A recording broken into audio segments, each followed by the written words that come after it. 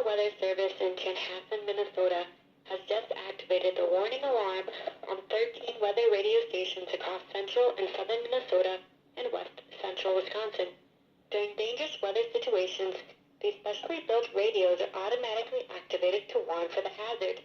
Tests of these radios are normally conducted by the National Weather Service in Chanhassen at every Wednesday at 1 p.m. If severe weather threatens the area near the normal test time, the test will be postponed until the next good weather day. The warning alarm will be activated for selected watches, warnings, and statements affecting central and southern Minnesota and west central Wisconsin. This concludes the test of the warning system.